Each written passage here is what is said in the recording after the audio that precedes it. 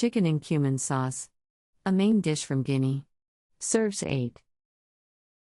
You will need 7 ingredients.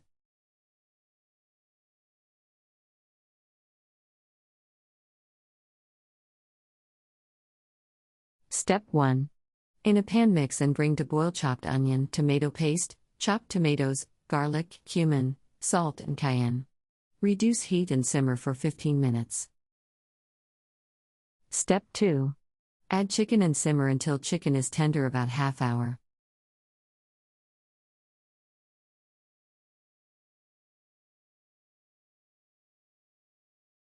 Step 3. Serve.